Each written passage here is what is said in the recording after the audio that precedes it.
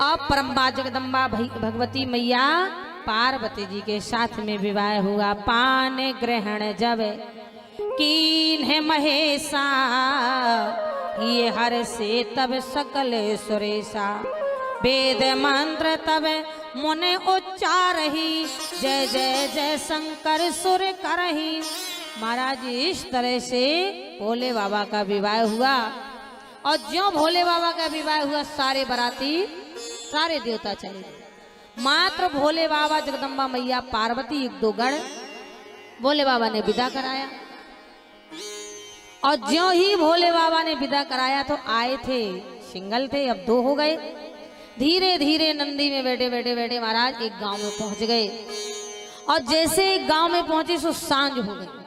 माताओं सांझ हो गई। भोले बाबा ने गांव के बाहर जहां शमशान था डेरा डाल दिया। पहले जैसे शमशान थोड़ी थे महाराज, आज जैसे इटारसी वाला शमशान तो देख करके मुझे लगा था कोई आश्रम है। महाशिवरात्रि का समय था और उस समय मैं सोमलवाड़ा से आई थी। सच बता रही हूँ, मैंने गाड़ी वाले से कहा, और तिवारी जी भी थे बैठे थे, हमने कहा भैया थोड़ी गाड़ी रोक के इस मंदिर के दर्शन कर लें। गाड़ी वाला बोला देवी जी ये मंदिर नहीं है शमशान है।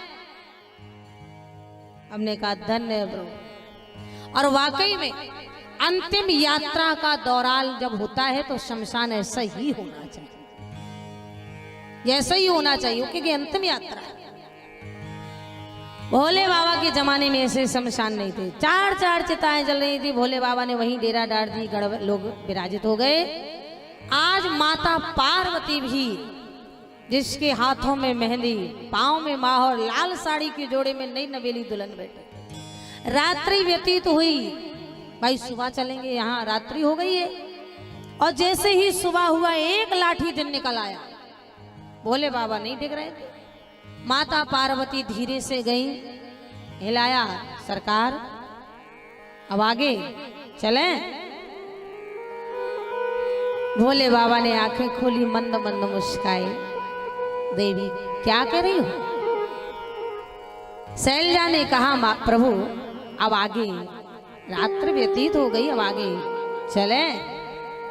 शंकर जी ने कहा देवी इससे कोई आगे गया है कि आप ही जाओगी? मैया पार्वती ने कहा प्रभु कहने का तात्पर्य?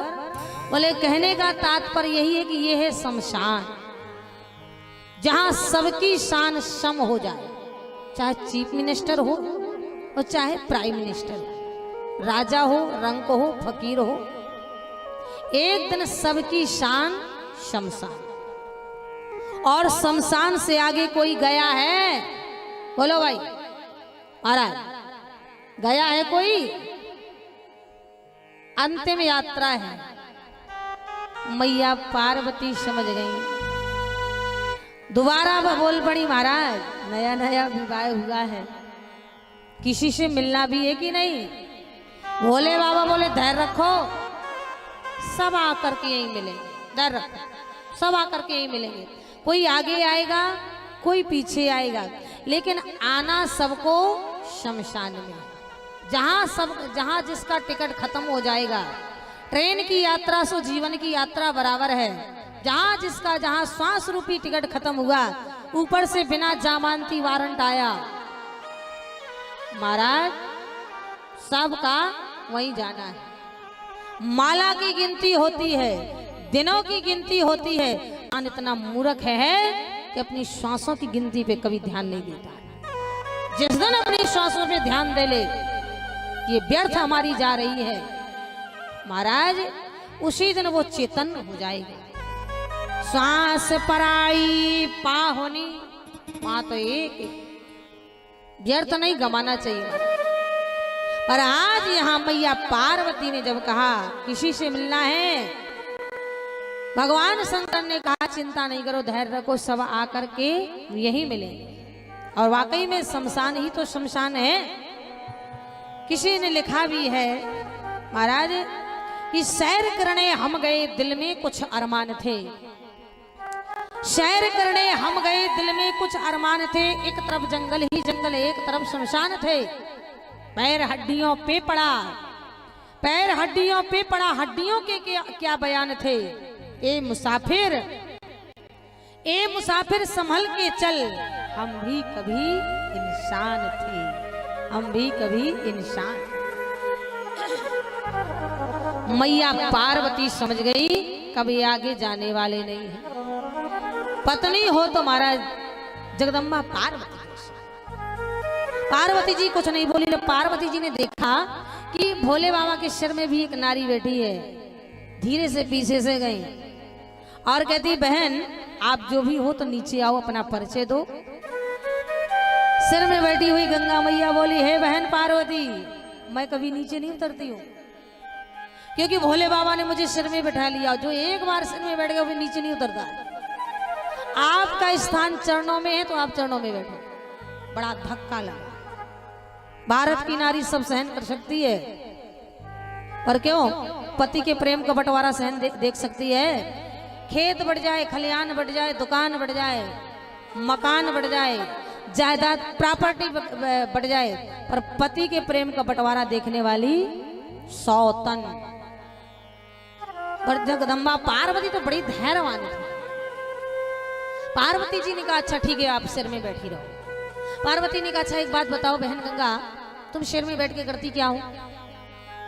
अलकनंदा गंगा ने कहा गौरी मैं हिमांचल पुत्री गंगा और मुझे भूतनाथ शंकर भगवान ने जटाओं में यानी सिर में धारण किया। जानती हूँ गौरी मैं वो अलकनंदा गंगा हूं कि अगर मेरे जल में कोई भी अनाचारी, दुराचारी, पापाचारी, भ्रष्टाचारी, गौ हत्या, ब्रह्म हत्या, बाल हत्या या कैसा भी पतितगामी पापी अगर एक बार गंगा में स्नान कर ले तो सभी पापों से मुक्त कर देती हूँ। बोल गंगा मैया जय हो। अच्छा पार्वती जी बोली अच्छा स्नान करो पापी पाप से मुक्त हो जाओ। ये है महाराज भारत की देवी। पार्वती ने कहा तो सुनो गंगा मैया, तुम जो काम सिर में बैठ के कर रही हो, मैं भी हिमांचल पुत्री पार्वती आज मैं अपने पति भूत भावन शंकर भगवान की चरणों की सौगंध खाती हूँ। भले ही एक बार लोग गंगा नहीं नहाएंगे पर राम नाम रूपी गंगा जरूर नहाएंगे। मैं भी सौगंध खाती हूँ कि तुम्हारे जल में तो स्नान करना पड़ेगा, किराया लगा के प्रयागराज जाना पड़ेगा या हमारा इलाहाबाद हरिद्वार जाना पड़ेगा, कानपुर जहाँ गंगा जी बह रही होंगी वहीं जाना पड़ेगा, लेकिन ना हमारी राम नाम रूपी गंगा में कपड़े गीले करना। नाम से पैसा क्यों टैक्स मांगा जा रहा है, बैठी हो किराया भाड़ा लिया जा रहा है। मैं भी वो राम नाम रूपी गंगा बहाऊंगी कि अगर कोई धोखे से भी राम कथा के पंडाल में अगर अनाचारी, दुराचारी, पापाचारी, भ्रष्टाचारी कोई भी अगर एक बार आके राम कथा का श्रवण कर ले तो 21 जन्म के पापों से मुक्त कर दे। बोल गंगा मैया पर आएगा वही जिसका सौभाग्य होगा। जैसे हमारे महाराज जी राम नाम रूपी गंगा बहा रहे हैं। दीपक जी आप सबकी मदद से वेद मंत्रों का उच्चारण हो रहा है, राम कथा हो रही है। ये महाराज ऐसे तपस्वी ब्राह्मण अगर एक बार इनका दर्शन हो जाए, ब्राह्मण ही एक ऐसा है जो भटके हुई जीव को परमात्मा से मिला सकता है। ब्राह्मण ही एक ऐसा है। 1 मिनट का उदाहरण रामचरितमानस से हनुमान जी महाराज ने 3 बार ब्राह्मण का रूप बनाया और तीनों बार भटके हुई जीव को परमात्मा से मिलाया। पहली बार पंपापुर में सुग्रीव के यहाँ कितना परेशान था, भाई ने मार के घर से भगा दिया, पत्नी छीन लिया, राज हड़प लिया, पर हनुमान जी ने ब्राह्मण का रूप बनाया, राम जी से मिलाया, उद्धार किया। दूसरी बार लंका में विभीषण के यहाँ महाराज विभीषण कितना परेशान था, भगवान हनुमान जी ने ब्राह्मण का रूप बना के महाराज उसका उद्धार किया। तीसरी बार अयोध्या में भरत जी के पास में गए, उन्हें भी परमात्मा से मिला के उनका उद्धार किया। इसीलिए महाराज ये कौन सी गंगा बह रही है? बोले राम में नाम गंगा, जो एक बार आ गया उद्धार हो गया।